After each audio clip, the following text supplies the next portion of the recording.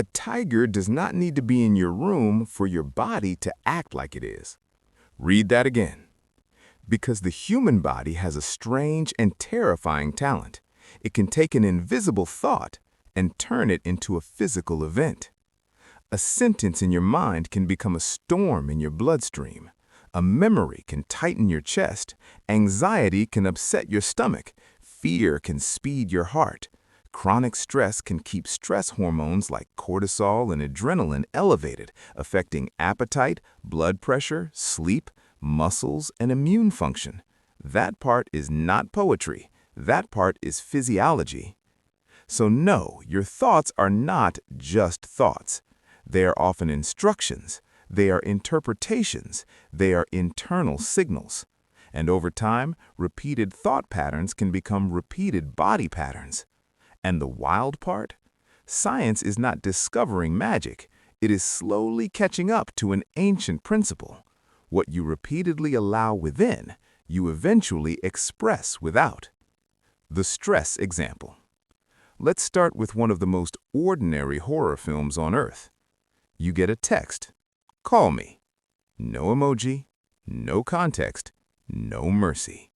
Suddenly, your body goes into prophecy mode.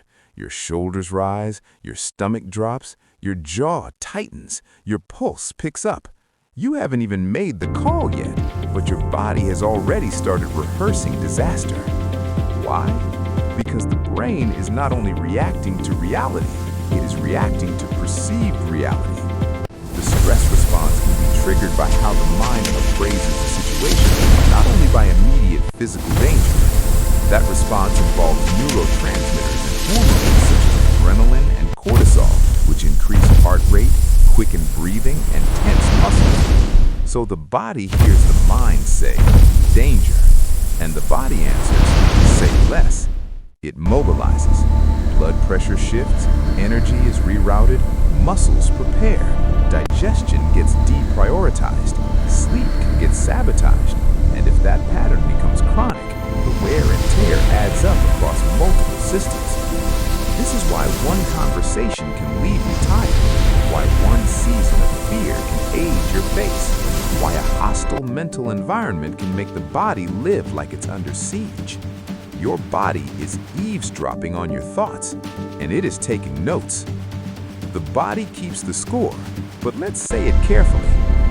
Now let's be precise, because precision matters. I am not saying every sickness is caused by thoughts. I am not saying you can think your way out of every disease. And I am definitely not saying biology is fake and your pancreas is just having a negative mindset. Let's respect the lab coat and the scripture at the same time. What the evidence does support is this. Mental states and stress appraisal can influence bodily processes in real, measurable ways. Chronic stress is associated with elevated cortisol and catecholamines. Prolonged exposure can affect metabolism, cardiovascular tone, inflammation, muscle and bone physiology, and immune signaling. That part is not poetry. That part is physiology. So no, your thoughts are not just thoughts. They are often instructions. They are interpretations. They are internal signals. Oh no, not this again. And over time, repeated thought patterns can become repeated body patterns. Oh no, And not the this wild again. part? Science is not discovering magic. It is slowly catching up to an ancient principle. What you repeatedly allow within, you eventually express without. When expectation becomes symptom. Now let's go deeper into the rabbit hole. There is a phenomenon in medicine called the nocebo effect. You know the placebo effect, when positive expectation can help produce real improvement. The nocebo effect is the darker cousin. Negative expectation can help produce negative symptoms. Harvard Health notes that when people expect harm from a treatment, they may be Tired more of putting likely things to off? experience Ask your doctor about negative procrastinate. effects, a It helps with sock phenomenon puppet called addiction the and more. nocebo effect. Tired of putting Reviews things in the off? medical Ask your doctor literature about likewise procrastinate. describe It helps with sock puppet nocebo addiction effects and more. as real neurobiological phenomena linked to negative expectations. Think about how insane that is. The body can respond not only to chemicals, but to meaning. not only to substances, but to expectation, not only to what is happening, but to what is believed to be happening. Now, before somebody sprints into the comments yelling, "So I can bench press a car with positive confession?" No. Calm down, Captain Revelation. The point is not that belief abolishes physical law. The point is that human physiology is not a cold machine, sealed off from thought, interpretation, fear, and hope. The mind-body relationship is real enough that major medical centers and NIH resources explicitly discuss mind-body approaches as relevant to stress and stress-related symptoms. So yes, thought patterns can become physical patterns. Not always, not simplistically, but undeniably. The invisible agriculture of the inner life.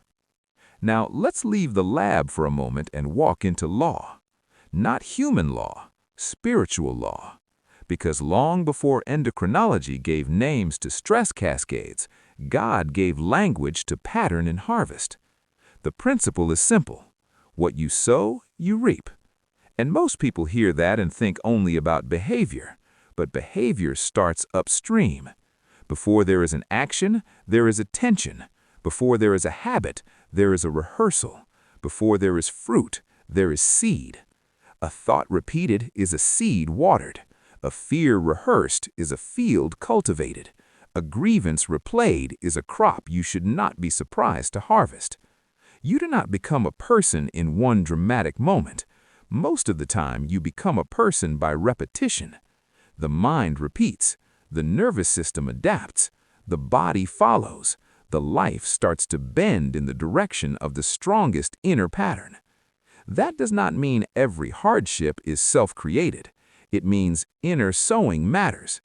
And this is where modern people get trapped. They treat thoughts as harmless because thoughts are invisible. But invisible does not mean inactive. Carbon monoxide is invisible. Radiation is invisible.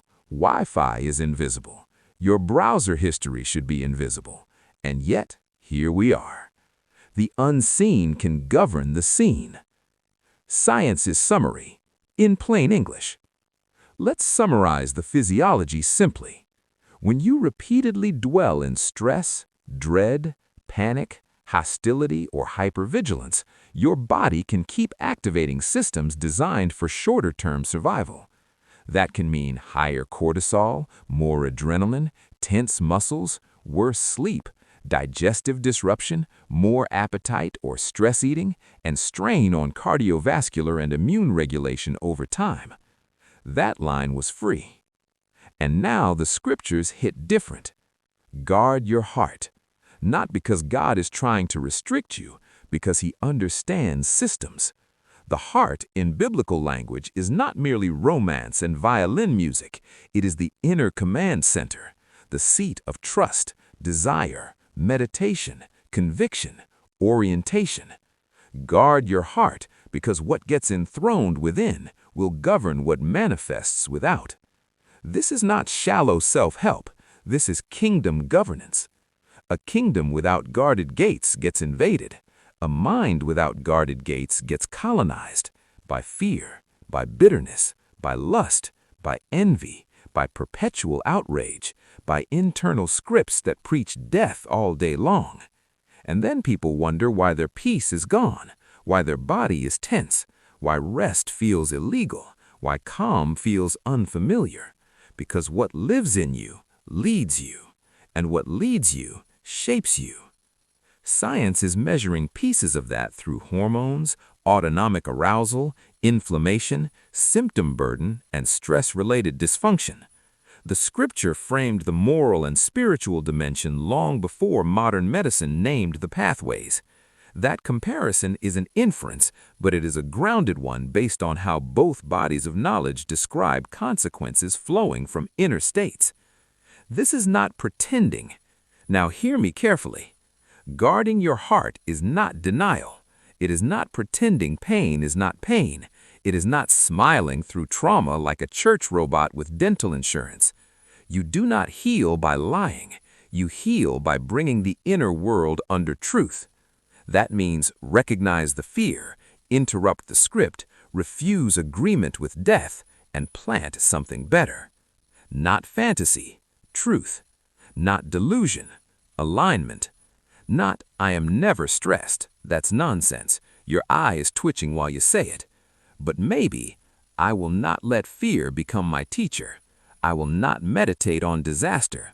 I will not let one thought build a throne. I choose what I water. That is spiritual maturity. And interestingly, even in mainstream clinical settings, techniques that change attention, appraisal, breathing, and relaxation can help with stress-related symptoms. NIH resources summarize evidence that mind-body approaches such as relaxation, meditation, yoga, and similar practices may help manage stress and some related conditions. Again, the point is not that every problem is solved by mindset. The point is that mindset is not irrelevant to the body. Far from it. A story turn. Imagine two gardens. Same rain, same sun, same soil type. But one garden is constantly seeded with thorns. I'm doomed. Nothing changes. This will destroy me. I'm always under attack. I can't rest. I can't trust. I can't hope. The other garden is not fake happy. It still knows storms exist, but it is seeded differently. God is with me. I will think on what is true. My body is not my enemy. Peace is allowed here. I can respond, not just react. I will guard what enters. I will sow life. Now give those two gardens 6 months, 1 year, 5 years. Are you seriously going to tell me the harvest will be identical? Of course not, because repeated inner content becomes lived formation. That is discipleship. That is neuroscience adjacent. That is spiritual agriculture. That is why the battlefield is so often invisible before it becomes visible. The deep rabbit hole with a flashlight. Here is the rabbit hole. Human beings are not just chemical containers. We are meaning-making creatures. A thought is not just electrical activity in isolation. A thought carries interpretation. A thought assigns value. A thought predicts danger or safety. A thought can cue the body toward mobilization or regulation. That is why two people can experience the same event and have very different bodily responses over time. The event matters, but interpretation also matters. And this is one reason stress science is so compelling. It reveals that the body does not merely process external events, it processes perceived significance. So when Scripture warns about meditation, fear, anxiety, bitterness, and guarding the inner life, it is not talking about abstract religious fog. It is talking about formation, government, direction, seed, harvest. Science can measure cortisol. Scripture can expose agreements. Science can map the stress response. The kingdom can ask, who is ruling your inner world? And you need both kinds of honesty. Practical kingdom application. So what do we do with this? We practice custody over thought. Not obsession over every passing idea. Not panic because one weird thought crossed your mind. Everybody gets random thoughts. Sometimes the brain throws out nonsense like a broken vending machine. The issue is not every thought that visits. The issue is which thought gets fed. So here is a kingdom practice. When a destructive thought comes, don't decorate it, interrogate it. Ask, is it true? Is it useful? Does it agree with life? Does it produce clarity or bondage? Would I plant this as a seed and want its harvest? If not, reject it. Then replace it. Because a vacuum is temporary. Thoughts displaced but not replaced usually come back with friends. Your thoughts are not harmless background noise. They are often rehearsal. They are often seed. They are often the first draft of your physical and spiritual environment.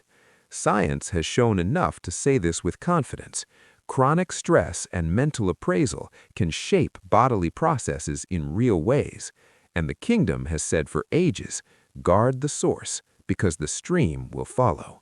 So here's the question. What have you been sowing in secret that your body may already be trying to survive. Comment guard if you're choosing from this day forward to guard your heart, govern your thought life, and stop letting every fearful script preach to your body. And next video, we go even deeper, how the inner world becomes outward destiny.